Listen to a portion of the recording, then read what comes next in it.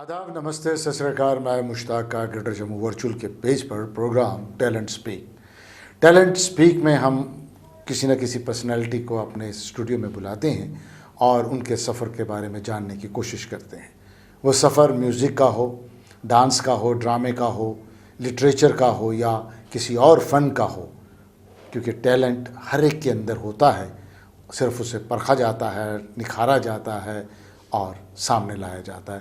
Talent हर आदमी के अंदर होता है, लेकिन कभी कभी उसे खुद पता नहीं होता है, लेकिन कुछ ऐसे करते कुरते वो चीज़ चल पड़ती है और वो इस टैलेंट में आगे बढ़ जाते हैं।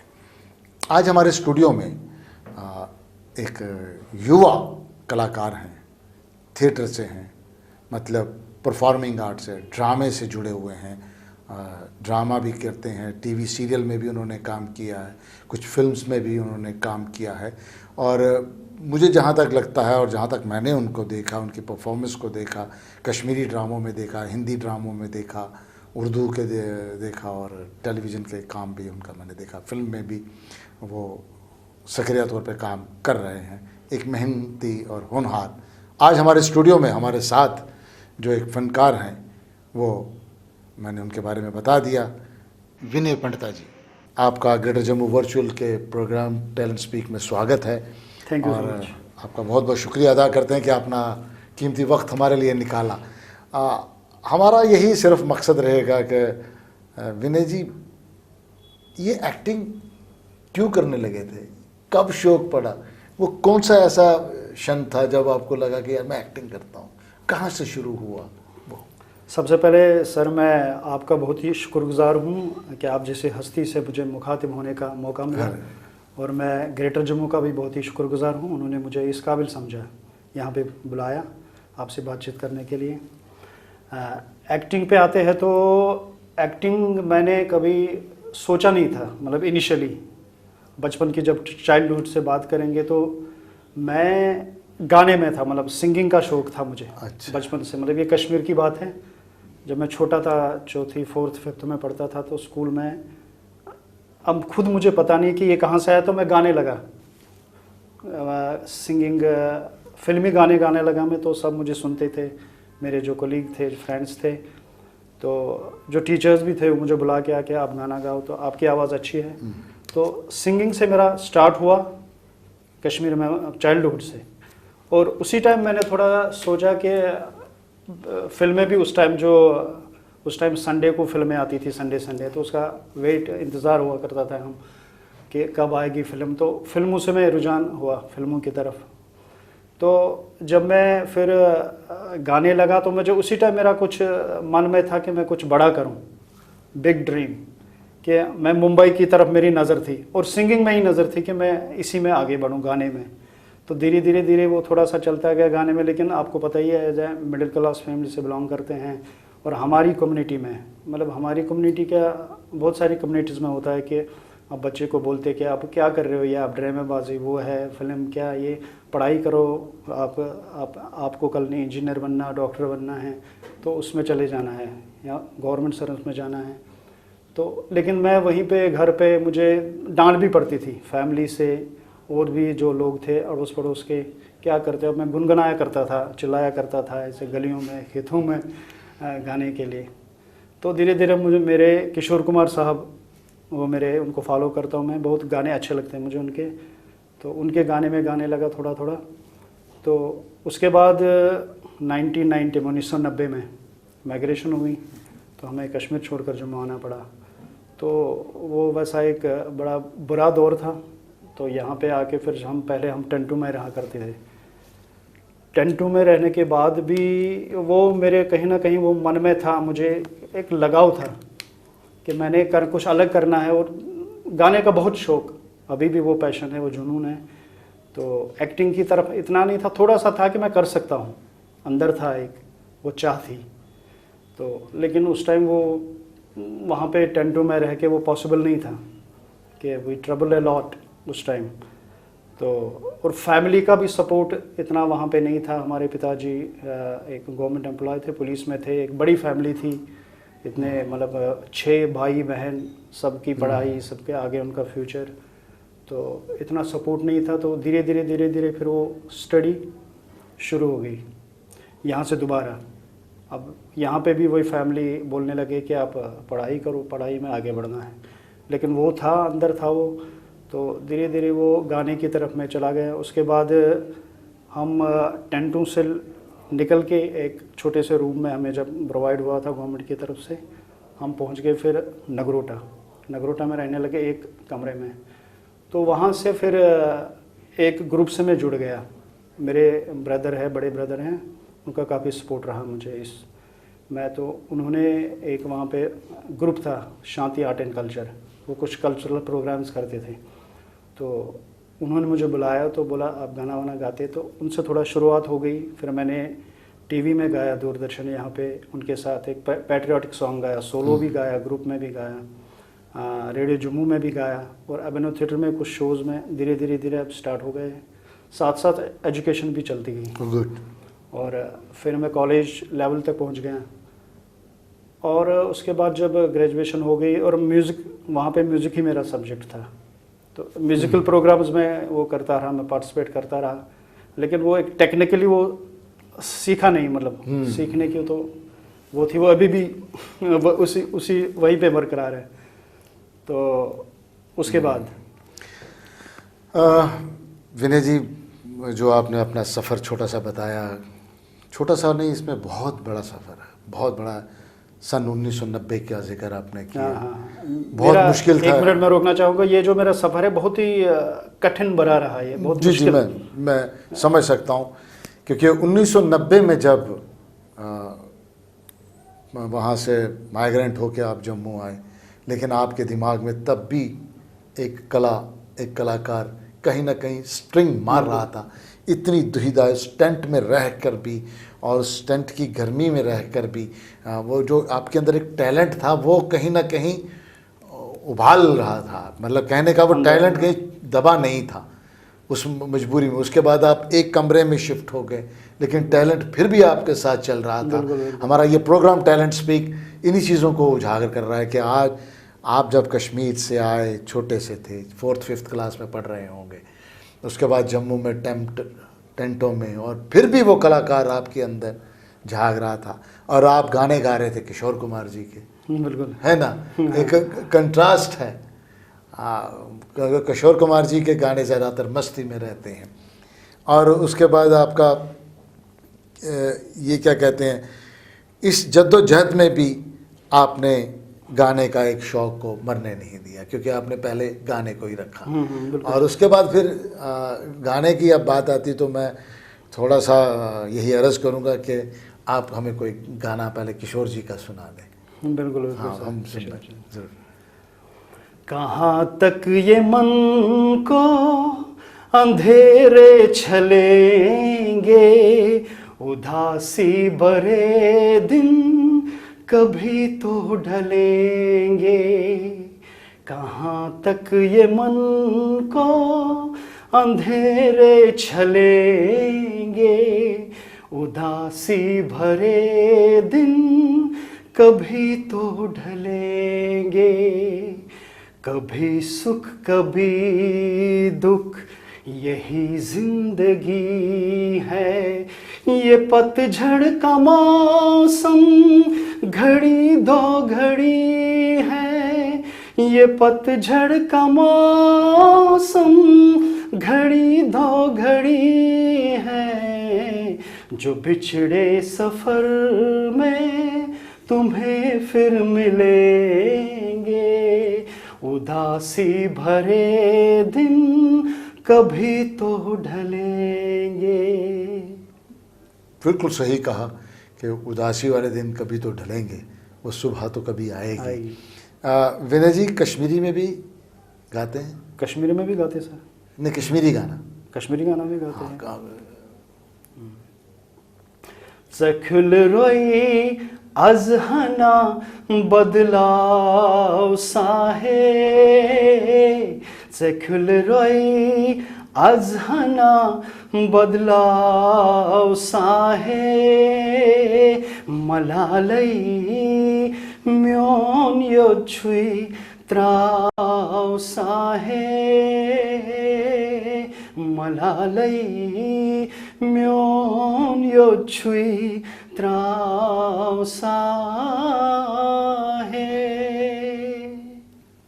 क्या बात है, बहुत अच्छा, बहुत खूब। लेकिन कमाल की बात यह है कि ये टैलेंट आपके अंदर था, आपने इसको निकाला, कहीं से कोई तरबियत हासिल नहीं की, कोई क्लास, मतलब किसी से तरबियत हासिल करते रहे आप गायकी की? कुछ महीने में मुंबई में। अच्छा, बम्बई में आप बॉम्बे भी गए? हाँ, अभी मैं आपको एक्टिंग का जो कैसे हुआ नहीं, वो तो एक्टिंग का हम बाद में आ रहे हैं। मैं अभी गायकी में और आपके गाने में, मैंने आपको आज रेयरली मैंने आपको स्टेज पे एक्टिंग करते हुए देखा है, गाना गाते हुए नहीं। आज गाना आपका सुना, बहुत अच्छा लगा। ये तो गाने का सफ़र रहा। थिएटर का, क्योंकि जम्मू में मैंने आपको थिएटर में काफ़ी देखा है, आपने थिएटर में बहुत एक्टिवली काम किया है, तो वो सफ़र आपका? हाँ, वो सफ़र ऐसा रहा कि कॉलेज में ग्रेजुएशन के बाद यहाँ पे पढ़ाई करके फिर मैं BCA भी करने, कुछ टेक्निकल कोर्सेज वगैरह, तो घर वाले चाहते थे कि आप पढ़ाई में आगे बढ़ो। तो लेकिन फिर मैंने कर लिया यहाँ पे कंपनी इंफॉर्मेशन मार्केटिंग सर्विस एक ज्वाइन कर ली, तो उसमें काम करने लगा मैं। तो गाने का तो था ही, वो तो चलता साइड में चलता रहा वो। तो एक बार एक इश्तिहार आया था पेपर में, wanted to be an actor. यहाँ पे एक इंस्टीट्यूट खुला था जम्मू में, गांधीनगर में, Trishant centre for creative arts. अच्छा। उसके विकास दत्त थे, प्रोपरेटर थे वो। तो वो मैंने पढ़ा, तो उसमें बहुत कुछ लिखा था, तो मुझे थोड़ा लगा कि मैं अंदर मेरे में है वो चीज़ है, लेकिन इसको मैं थोड़ा बाहर निकालूँ, इसको ग्रूम करूँ मैं, देखते हैं आगे। तो फिर वही के घर वालों से बात की, तो घर वालों ने ज़्यादा कुछ रिस्पॉन्स इतना सपोर्ट किया नहीं, कि बोला नहीं आप काम करो, आप नौकरी करो, आप इसी में हो। तो उसमें ये चीज़ें भी लिखी थी। उसके बाद मुंबई का भी थोड़ा सा लिखा था उसमें, कोर्स था वो, एक डिप्लोमा कोर्स था 3 महीने का। तो फिर मैंने अपने बड़े ब्रदर से बात की, और मेरे बड़े ब्रदर नवीन जी, उन्होंने ठीक है बोला गो है, आप करो, आप में है ये, बचपन से मैं देखता आया हूँ। सिस्टर ने भी सपोर्ट किया काफ़ी। तो कुछ लोग नाराज़ भी हुए, मैं कहा चलो जो भी है नाराज़ होने दो, अभी जो करना है मुझे, तो वो तो करना है मैंने। तो फिर ब्रदर की मदद से मैंने उसमें उस Trishant centre for creative arts में एडमिशन ली। एक और मेरा फ्रेंड था रमेश, तो इनका कोलैबोरेशन था DIC एक्टिंग लैब चंडीगढ़, उसमें कुछ वो मेंबर सतीश कौशिक जी थे, कुछ चंडीगढ़ में भी था उनका ऑफिस। तो मैंने ज्वाइन किया। तो उनका यहाँ पे मरालिया मीरा साहब में स्टूडियो था, वहाँ पे वो लेके जाया करते थे। तो स्टार्ट किया मैंने, और वहाँ पे जो टीचर थे हमारे, वो राकेश शर्मा जी चंडीगढ़ के, वो मुंबई में रोशन तनेजा एक्टिंग इंस्टीट्यूट, आपको पता होगा, तो एक्स फैकल्टी हुआ करते थे वहाँ पे वो। गोविंदा जी और नीलम, वो भी उनके स्टूडेंट रहे। अच्छा अच्छा अच्छा। तो वहाँ पे हमने स्टार्ट किया Trishant centre for creative arts. तो लेकिन वो टीचर बहुत ही अच्छे थे हमारे, राकेश शर्मा जी। तो वो मैं वही काम किया, एक्टिंग सिखाई नहीं जाती, तो वो हमें कुछ ऐसी सिचुएशंस बताते थे और एक्टिंग करवाते थे। मतलब खुद हम वो नहीं बताते कि ऐसे करना है वैसे करना है, ऐसा कुछ नहीं। वो खड़े करते थे सामने, आप बोलते थे, एक्सप्लोर करवाते थे, एक्सप्लोर करवा, बिल्कुल सर, कि आप करो, ये है सिचुएशन। तो धीरे धीरे हमने वहाँ पे, बहुत अच्छे टीचर थे, बहुत अच्छा सिखाया उन्होंने। तो 2-2.5 महीने वो रहा। फिर हमने वो डांस वांस भी थोड़ा सा उसमें किया। तो उसके बाद सीधे मुंबई की तरफ मेरा वो ध्यान था ही बचपन से। जी जी जी। तो लेकिन मैंने सिंगिंग को लेकर मैंने सोचा था कि मैं मुंबई चला जाऊँ, कोशिश करते हैं बॉम्बे की नगरी में। सिंगिंग के लिए मैंने सोचा था, एक्टिंग के लिए कभी नहीं सोचा था। तो वैसा कुछ बना। वहाँ पे मेरे एक और फ्रेंड थे, आप जानते होंगे, जो महादेव का रोल करते, मोहित रैना जी। मोहित रैना जी, वो मेरे जूनियर थे वहाँ पे। अच्छा। हम साथ साथ ही मुंबई, मेरे पीछे वो गए थे, साथ ही रहते थे। तो वो कंप्लीट करने के बाद यहाँ पे कुछ उस टाइम टीवी का काम चल रहा था। तो फिर मैंने यहाँ पे एक सीरियल किया। वो मुंबई से एक टीम आई थी, वो तलाक क्यों सीरियल हुआ करता था DD1 के लिए उस टाइम। तो वो यहाँ पे शूट हुआ था, नगरोटा में ही शूट हुआ था, ढोक वजीरा सैनिक स्कूल में। तो उसमें मेरा छोटा सा रोल मिल गया कुछ डॉक्टर का, और उसमें ये मदन रंगीला जी अपने, उनके साथ मुझे काम करने का मौका मिला वहाँ पे।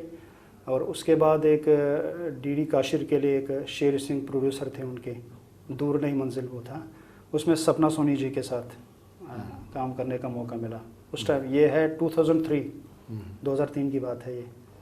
तो उसके बाद वो मैंने यहाँ पे भी काम चल रहा था, लेकिन मेरी जो मेरा इच्छा थी, मेरा मन का जो इंटरेस्ट था वो मुंबई की तरफ था। तो मैं मुंबई निकल गया। फिर मेरे एक दो फ्रेंड मेरे साथ थे। तो मुंबई का सफ़र आपको पता ही, वहाँ पे बिल्कुल एज नए थे, वहाँ पे तैयारी इतनी नहीं थी। तो मुंबई में जब पहुँचे तो पता नहीं था क्या करना है, कैसे काम ढूंढना है, प्रोडक्शंस में जाना है। कुछ फ्रेंड्स वगैरह थे वहाँ, उनसे करके कि फ़ोटोग्राफ आप देने हैं, आपने प्रोडक्शन में जाना है, तो उसके बाद आपको कॉल आएगा। वो 2-3 महीने हम चक्कर काटते रहे, करने इससे कुछ होने वाला नहीं। फिर उसके तो लकीली वहाँ से एक लखनऊ के थे आलोपी वर्मा NSD के, और उनके बड़े भाई साहब PD वर्मा जी, तो उनसे मिले। तो उन्होंने हमें देखा तो बोला, बेटा आप लोगों में टैलेंट की कमी है। तो सर, मैंने कहा सर उसके लिए फिर क्या करें, थिएटर ज्वाइन करो। तो उसके बाद लकीली हमें फिर बड़ी खुशकिस्मत में समझता हूँ अपने आप को कि ललित परमू जी वो मिले हमें, उनसे मुलाकात हुई तो उनके साथ जुड़ गए हम। तो उनको मैं अपना गुरु मानता हूँ। तो उनसे जुड़े, उनसे थिएटर करने लगे। मुंबई में भी मतलब हाथ पकड़ पड़ के उन्हें सिखाया, बोला आपको इस फील्ड में अगर आगे बढ़ना है तो थिएटर ही एक ऐसा ये है, माध्यम है। और उससे पहले भी एक मुजीब खान सर का एक ग्रुप हमने ज्वाइन किया था वहाँ पे कुछ महीने। हाँ, मुजीब खान, तो उर्दू थिएटर का बहुत अच्छे है वो। तो ललित परमू जी के साथ जुड़े। फिर अपनी रेफरेंस में वो हमें भेजा करते थे कहीं प्रोडक्शन में, बोला साथ आप स्ट्रगल भी करते रहो और थिएटर भी करते रहो। तो 5-6 साल ये मुंबई में रहा वहाँ पे। उसमें बहुत सारी मुश्किलात भी आई, क्योंकि फाइनेंशियली इतना स्ट्रॉन्ग बैकग्राउंड नहीं था यहाँ से। कुछ नौकरियाँ भी क्या वहाँ पे, जॉब्स भी की, साथ साथ में ये भी चलता रहा, थिएटर भी, फिर काम भी होने लगने लगा। लेकिन फिर मुझे फैमिली की तरफ से कुछ ऐसे सर्कमस्टेंसेस हुए कि वापस जम्मू आओ। हाँ, मेरे फादर साहब बीमार हो गए तो वो एक्सपायर हुए। तो तब मैं नादरा बबर के ग्रुप से जुड़ा था, तो मुझे वापस जम्मू आना पड़ा। तो यहाँ पे फिर मैं मतलब जो वापस नहीं जा पाया, फिर घर वालों ने जाने नहीं दिया फिर। तो उसके बाद मेरी मैरिज भी हो गई 2010 में। तो उसके बाद में यहाँ थिएटर में जुड़ा। रोहित भट्ट सर, वमेद रंगमंच, रोहित भट्ट, वो मुंबई में मिले थे, उनके साथ एक शो भी किया था मैंने।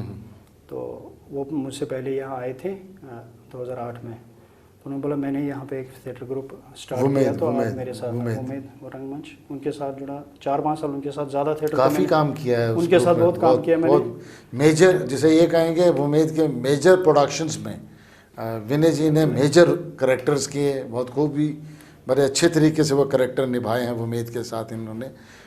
उसी का सफ़र का जिक्र कर रहे हैं। हाँ, वो टेरिस थिएटर भी उनका था। टेरिस थिएटर में भी बहुत सारा, हर प्ले में था मैं, मेजर रोल्स किए मैंने उनके प्लेज में। और रवि केमू सर जी, उनके साथ भी मैंने काम किया। वो मुंबई में मिले थे, तो वो आते हैं जम्मू, वो आते रहते हैं, कभी प्रोडक्शन यहाँ करते हैं। उनके साथ इतनी बॉन्डिंग है कि जब जम्मू आएंगे तो पहला फ़ोन मुझे आएगा उनका। तो उनके भी जितने भी प्लेज थे तो मेजर रोल्स किए काफ़ी, उनके साथ भी बहुत काम किया।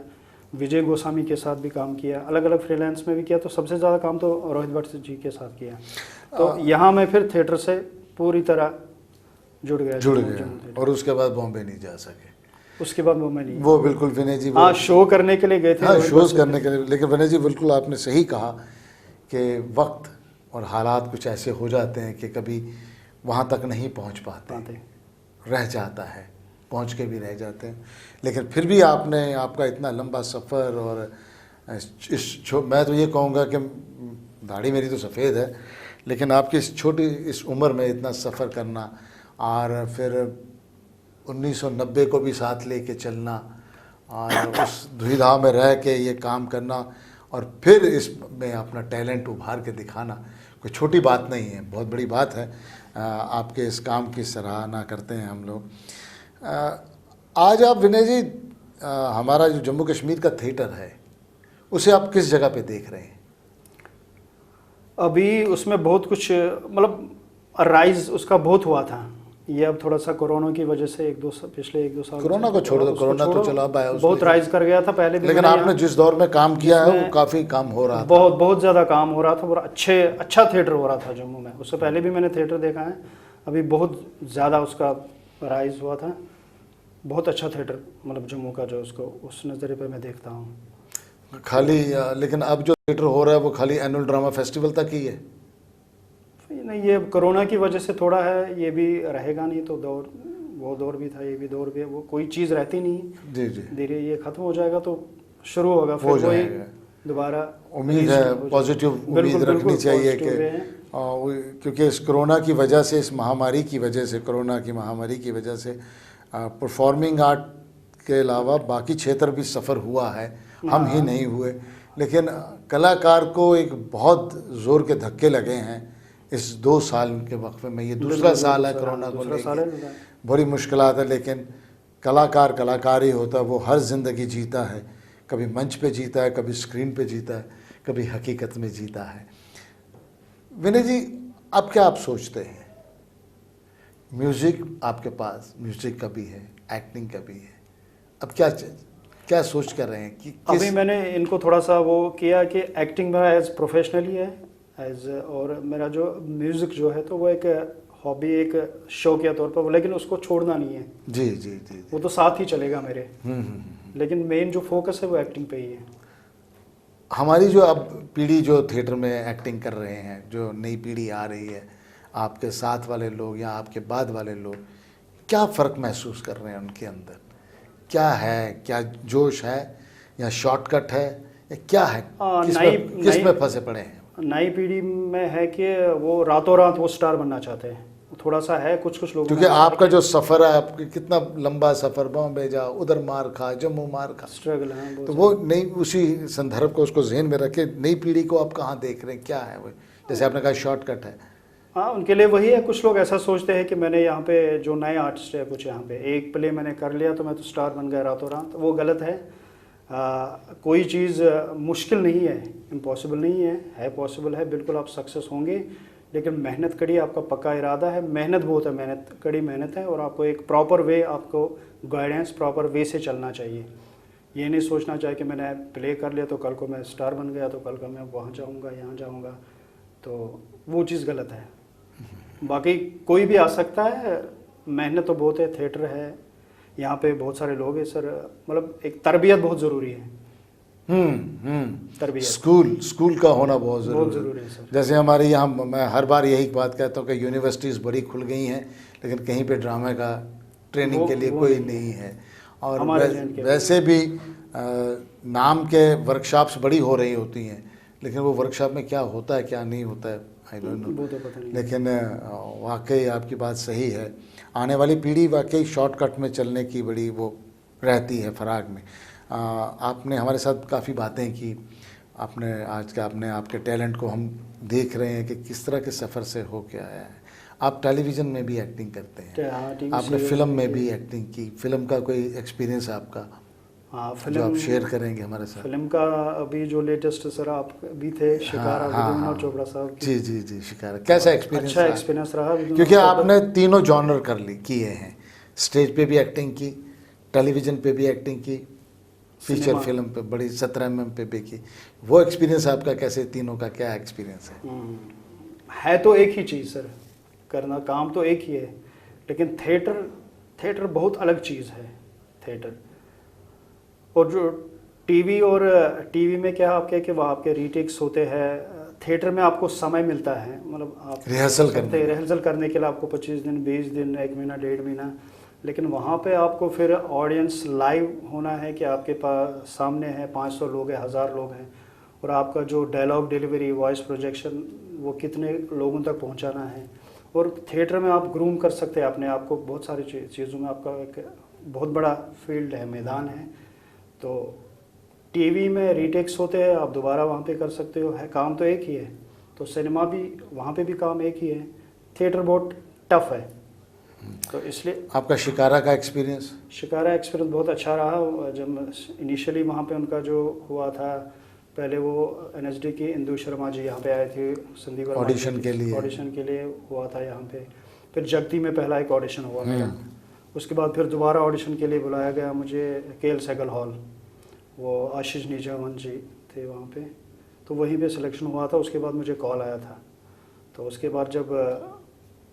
बाद हम गए थे, वो इंडिया में पहली बार हुआ था 8th थिएटर ओलंपिक्स। हाँ, सर आप भी थे, आपका भी ग्रुप है, वहाँ गए थे। उसके बाद वो कॉल आया था मुझे शूट के लिए, उससे पहले भी आया था, फिर उन्होंने एक दिन पहले कर दिया था। मेरा शूट यहाँ पे हुआ था मुबारक मंडी, ओके। उनके मेन एक्टर के साथ हुआ था। 2 दिन का था वो, छोटा सा रोल था तो, लेकिन बहुत अच्छा एक्सपीरियंस रहा। उन्होंने बहुत विद्याविनोद चोपड़ा से खुद मुझे मिला था वहाँ पे, थोड़ा भगवती नगर जब गया था। अच्छा अच्छा अच्छा। तो उनके जो वो एक्टिंग इंस्ट्रक्टर थे अंदर, वो स्क्रिप्ट को दिया था उन्होंने पहले, फिर चेंज किए डायलॉग्स वगैरह, उन्होंने बुलाया, फिर वहाँ पे देखा, बहुत बोला you are doing a great job, अच्छा कर रहे हो आप। बड़ी तारीफ़ें की उन्होंने, बहुत अच्छा एक्सपीरियंस रहा वो वहाँ जब शूट हुआ था। टेलीविज़न, थिएटर, फिल्म, विनय जी का सफ़र आज टैलेंट स्पीक प्रोग्राम में। आप सब लोगों से यही गुजारिश रहेगी कि आप हमारा प्रोग्राम देखिए यूट्यूब पे, इसे सब्सक्राइब कीजिए, लाइक कीजिए, शेयर कीजिए और अपना कमेंट भी कीजिए। हमारे दूसरा सोशल मीडिया इंस्टाग्राम, ट्विटर और फेसबुक पे भी आप हमें देख सकते हैं। विनय जी, आपका बहुत बहुत स्वागत, थैंक्स करते हैं हम। Thank you. आपने अपना कीमती वक्त हमें दिया है ग्रेटर जम्मू वर्चुअल के पेज पे प्रोग्राम टैलेंट स्पीक में, और इसके साथ ही आज हम प्रोग्राम का यहीं ख़त्म करते हैं, आज्ञा चाहते हैं। जय हिंद।